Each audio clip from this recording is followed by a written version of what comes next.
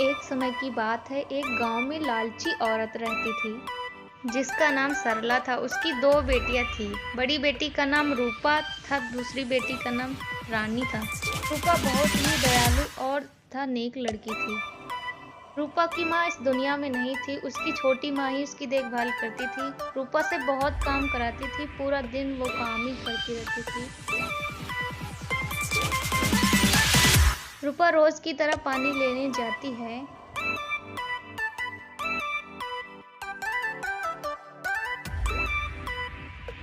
रूपा को पानी लाने में देरी हो जाती है, तभी उसकी माँ घर से आती है। अरे ओ महारानी, इतना लेट पानी लेके आई हो? जाओ अब जाके अपना काम करो, जाके सारा काम पड़ा हुआ है। रूपा वहां से चली जाती है। रूपा अपने कमरे में जाके रोने लगती है। माँ मुझे छोड़ के क्यों चली गई? ये छोटी माँ मुझे प्यार नहीं करती है, सारा दिन मेरे से काम कराती रहती है और बहुत मारती भी है माँ। इतना बोल के रूपा सो जाती है।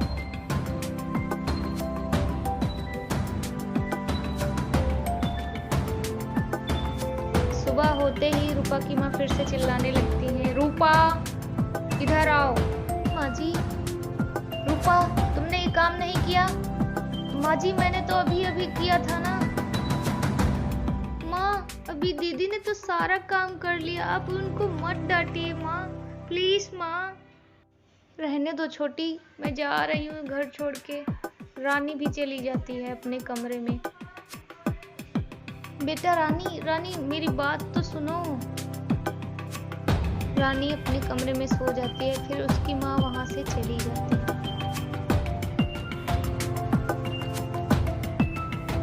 सरला अपने कमरे में पहुंच जाती है और फिर वह सोचती है, रूपा थी, सारा काम ही करती थी, अब मुझे ही घर का काम करना पड़ेगा। रूपा तो चली गई घर छोड़कर।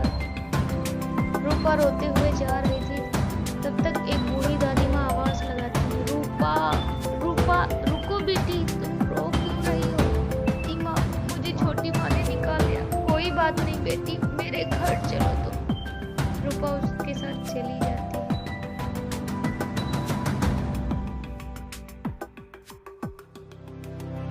दादी माँ, ये आपका घर तो बहुत सुंदर है।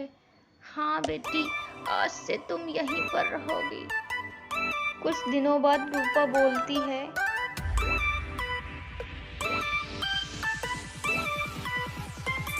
दादी माँ, मुझे मेरे घर की बहुत याद आ रही है, मुझे अपने घर जाना है दादी माँ। ठीक है बेटी, जाओ तुम घर जाओ, मैं नहीं रोकूंगी तुम्हें, ये लेते जाओ तो। ठीक है दादी माँ, ले लेती हूँ। रूपा अपने घर पहुंच जाती है। उसकी माँ बोलती है, रूपा बेटी आ गई। रूपा बेटी, मुझे माफ कर दो। माँ, रानी नहीं दिख रही है, रानी कहाँ गई है? बैठो बेटी, रानी आ जाएगी।